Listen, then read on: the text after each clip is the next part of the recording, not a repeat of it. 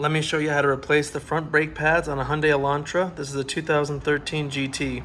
Tools and products you might need. You'll need a flathead screwdriver, a ratchet, 14mm socket to take off the caliper retaining bolts or glide pins, 21mm socket for the lug nuts, or you can just use, I guess, your lug wrench that's included with your spare tire, a C-clamp, 10mm wrench, a set of vice grips with some hosing. I'll show you why later. Or if you don't want to use a C-clamp to compress the caliper, you can buy this kit. It's really cheap. It basically does the same exact thing, but figured you could show it to you. Of course, a jack stands, and wheel chocks. I made a whole video talking about all of these and how to use them. Check it out in the top right. And then you might also need a breaker bar in case those lug nuts are pretty stubborn, and a torque wrench, but up to you. Product-wise, you'll need some silicone paste, some brake part lubricant. I really like copper anti-seize, but couldn't get it in time, but this stuff works just fine. If you're doing it my way, you're going to need some either .3 or .4 brake fluid. You can see on the cap or in the owner's manual that that's what the Hyundai Elantra takes. Some brake pads, just make sure it obviously fits, and then potentially some brake parts cleaner and some PP blaster or some penetrating fluid to get off some stubborn bolts. For bleeding the brakes, I just made this homemade kit. You just have a flexible line that goes into this old bottle, and then there's some old brake fluid, and I just put it in this nut container just to give it a little bit more stability. If you use like a Gatorade bottle or something, I'm sure that would help it stand up, but it's a pain in the butt when these things fall over, so that way they can't. First thing you'll need to do is chock the tires, pull the e-brake, and then if you're not going to use an impact, you're just going to use a ratchet or a breaker bar. You'll need to loosen the lug nuts. Then you'll need to jack up the vehicle. I have a whole video on it if you want to check that out. And then add our jack stands. Since I always use hand tools in my videos, I figure I'd spice it up and use some power tools. I have nothing fancy. Everything I use will be linked below. So now we'll take off these lug nuts, 21mm.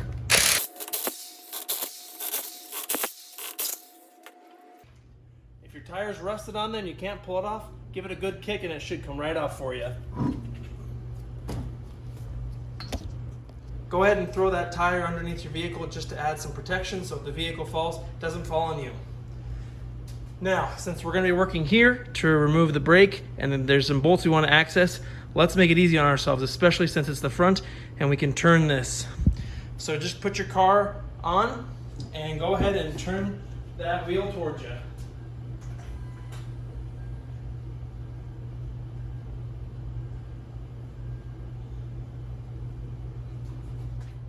This is your caliper here. This circular thing is called the rotor. The pads are underneath here, under this caliper. The caliper squeezes the brake pads on the rotor. That way when your car stops and you're braking, it just uses friction to stop the vehicle from moving. It's a good idea to check and replace not only the brake pads, but also the rotors. Bad rotors are usually warped. They have pits on them like this one does, or they have lots of rust, which this one also has. Unfortunately, I don't have rotors right now. We just need to get this thing able to be safely driven, and there'll be a video soon coming up here on how to change these rotors. But for right now, we're gonna take care of the brake pads, because you don't always have to replace the rotors, but in this case, yeah, they're pretty bad. Here's the side profile here of the caliper. We're gonna get this bolt here and this bolt here. That helps hold on the caliper. 14mm on these guys. They shouldn't be too tight, but I guess it depends.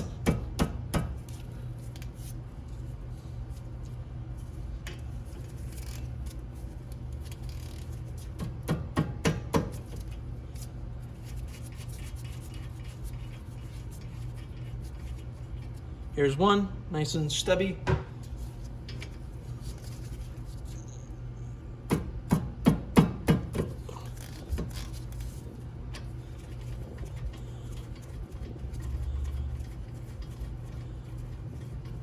And just be careful because this caliper bracket might fall off.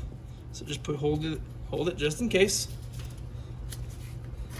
It might wiggle off, it might not, that's okay. If it's not wiggling off at all, you can use a screwdriver here and wedge it out. Mine, fortunately, is not too bad. And there you go, that is your caliper. So I'm gonna just put this out of the way. Now, one very important note is you never ever want the caliper to dangle here by the brake line. That will damage it and prematurely wear it. So what you can do is put a bungee cord through this little eyelet here on the caliper, wrap it through here and hang it up on the vehicle, like around that strut tower. Or if you don't have a bungee cord, just find a bucket or a box that you can rest it on. So here you go. No stress on that brake line. The caliper can just hang out and we can get these old pads out. So let's take the first pad out. And it is kind of tucked in there. Now, if you're replacing the rotors, go ahead and wedge a screwdriver in there and pop it out.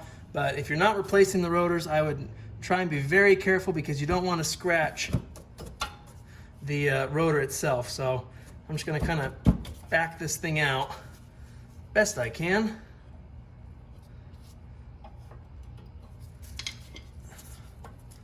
There we go. Should just kind of whittle its way out. Here's one, and yikes, there's like nothing left.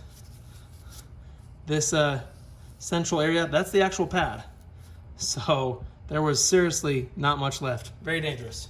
Then we can try and get out the other one here on the back.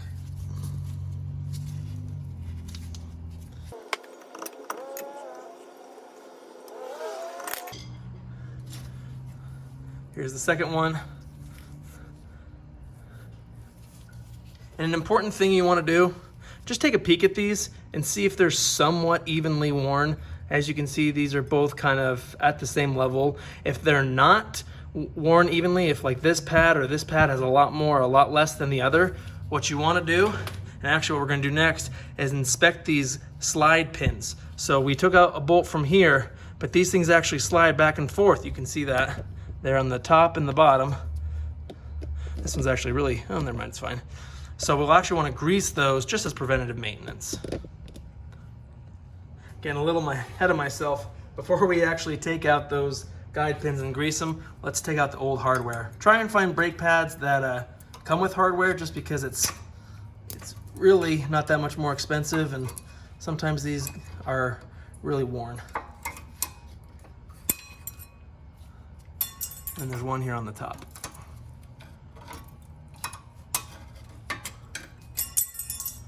Awesome.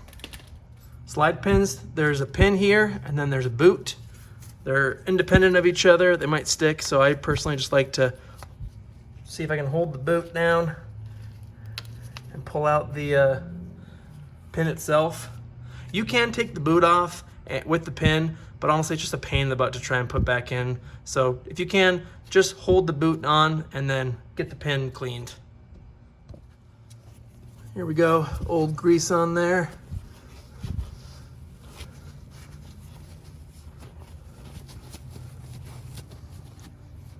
And these should be pretty cylindrical. And if they're like really worn down, just replace them. Relatively cheap. And before we insert it back in, and if you want, you can put it back in, see if you can get some more crap on there. Not really much more. You can do that as many times as you like.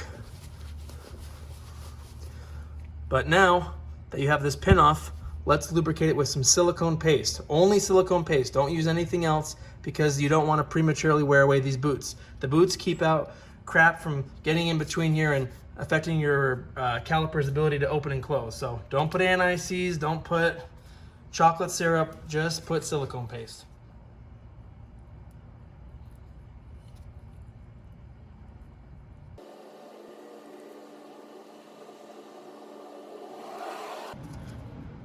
When you're ready to go, just reinsert.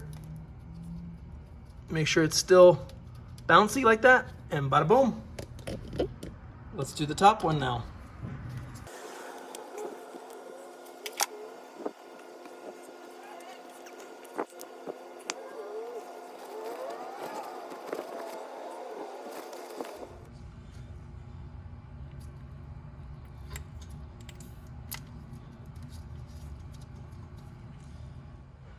Now to the caliper. So this is the piston right here. This is the boot that goes on around the piston, keep stuff out. So what we need to do is we need to push this piston all the way back up inside the caliper so we can fit our new brakes in. Over time, as you brake and brake and brake and obviously lose brake pad material, this caliper closes and closes and closes since there's less material. So we need to now open this back up to get ready for our new pads. So the first thing I like to do is clean this surface here, since we're going to be pushing that back up into the caliper. We don't want to push all that junk and debris. So instead of spraying it with brake clean, I like to just spray a napkin. And go ahead and go around and get a little clean.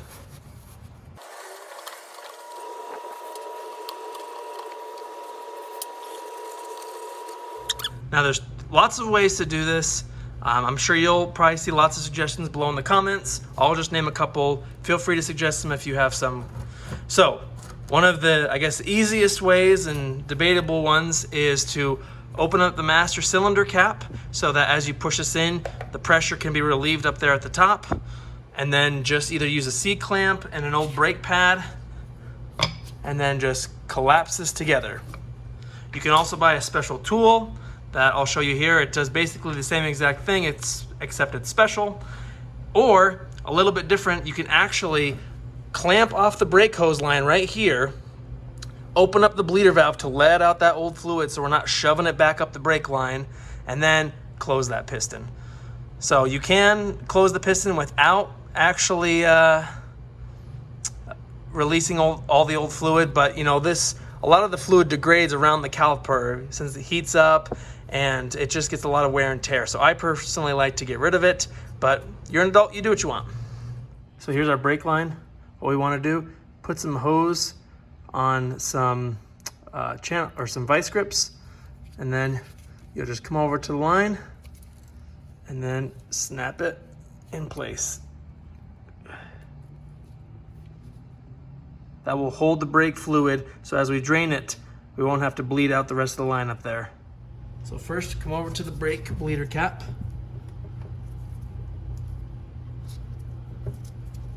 Come on. There you go.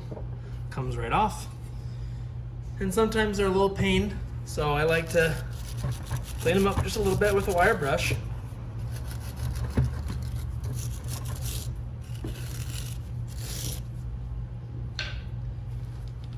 And then give it a quick little spray with penetrating fluid. You might not need to, but I have it, so why not use it, right? Now, plug in your DIY brake bleeder. I'll show you what that looks like here, and get that right over that bleeder. Then remember to take it off because you forgot to put on your wrench. These are a 10 millimeter, so I'm gonna put that wrench on, then put my bleeder over it, and then I'm gonna crack this open so that as we're pushing out the fluid, or pushing in and compressing that caliper, that fluid will go back in. So I'm gonna just put an old pad on here, and I'm gonna use the special tool. Crack open the bleeder and start wrenching away.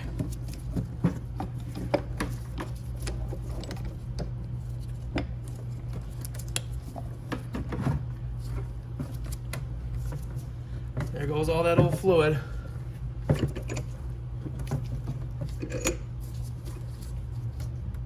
Make sure as you're compressing it that the piston is going in evenly. If it's not, stop, go in and press the brake pedal, and then restart, because you don't want to push this in cockeyed.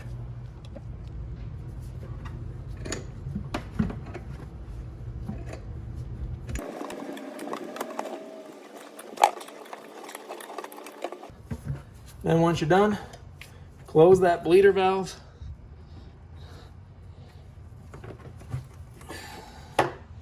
And then you can release your brake stopper. And there you go. We have now closed the piston all the way. Last thing I like to do before, I don't actually put the little bleeder cap on just yet, just in case there's a leak. I want to see it rather than cap it off. So keep this off for now, and let's put in the new pads. Since we removed some fluid from the brake line, just top off your master cylinder.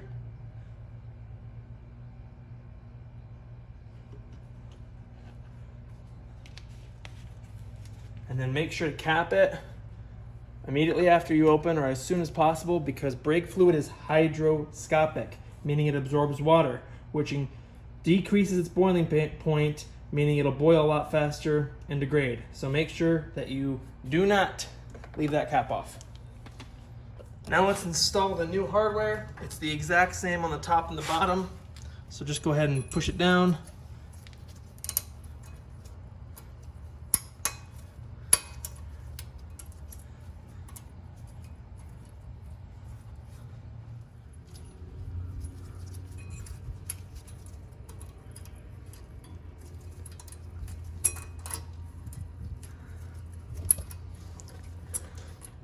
There you go. Biggest tip here is just to make sure that they're level. So if one side's up really high or the other vice versa, just make sure that you really get it in. It's gonna still be a little loosey-goosey. See that? That's normal. But if one side's cocked up but the other one's down, you'll definitely get a brake grinding noise. Now, I personally like to recommend copper anti-seize. It really works well under high heat, perfect for brakes. But I ordered it off Amazon and it's still not here. So I guess I had to make do. So I have this brake parts, lubricant. We'll see how that does. Obviously it's made for brakes, but I prefer that if I had a choice. Here is a good pad. Look at all that material versus a pad without lots of material. So as you can see, major difference. And you really cannot screw this up. You just have to have the pad go in these grooves up here and down there. So because we don't want to have a clanking sound whenever we brake, we want to lubricate inside these channels with our brake parts lubricant or whatever you want to use. Again, copper anti-seize is thebomb.com for this. So I'm gonna try and get it in there. Something like that. Get all three sides of that channel.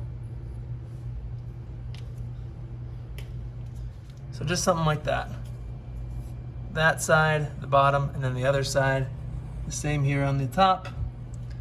And now we can put our pad in. So here we go. You can see the top of the pad, the side right here, the other side, the back, bottom, all around there. And then go ahead and put it in whatever way is easiest. If you don't get any of that lubricant or anti-seize on the pads, or else your pads won't help you brake. And just kind of wiggle it into place. Boom. Easy. And just like that, both pads are in and lubricated.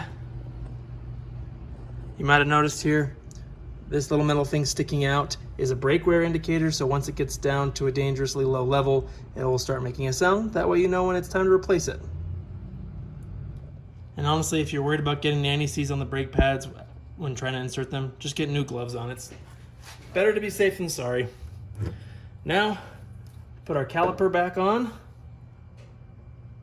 Should slide right on if we compress the piston enough. Boom.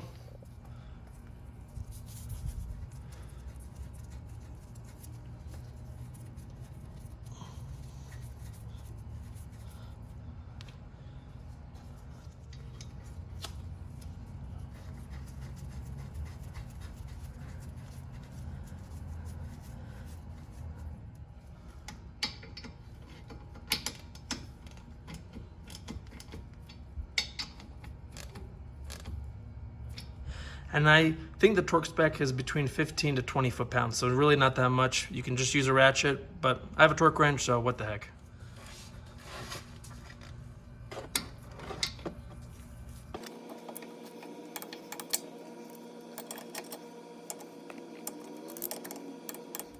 I haven't seen any leaks, but you're, again, welcome to leave it on if you want to test out the brakes a little bit before you put this cap on. Now for good measure, Just to make it easier on ourselves too, I'm gonna move that wheel assembly back.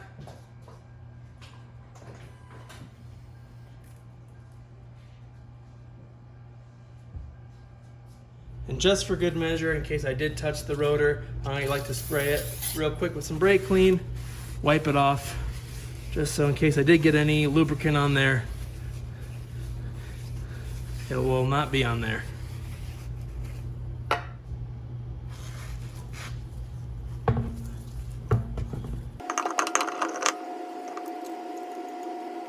This sound is totally normal.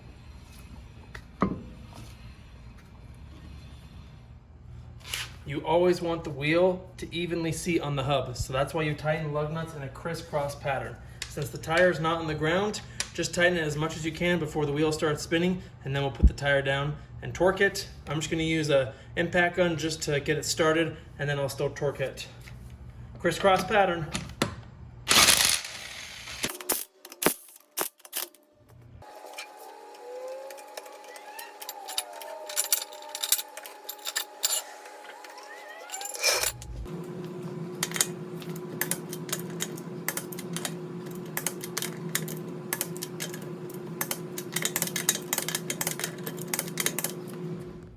Since we compressed that caliper, or the piston inside the caliper, and we have a new brake pad, there's a small gap that we need to close up by pumping the brake.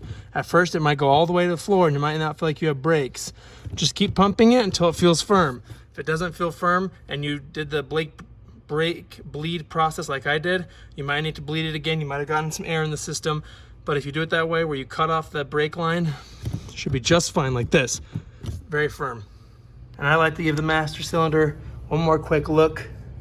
As you can see, maybe you can't see, but it's filled up right to the max line. So I'll watch that over the next few days and also underneath in case there's any leaks, but obviously I don't see any now. Everything's looking good, so I think we're good to go. Now go for a drive, make sure that there's no sounds coming from the brakes, that everything's working okay, and that the brake pedal feels nice and firm. Questions or comments, please put them below. Thanks for watching, subscribe, like this video, and stay tuned for more videos to come.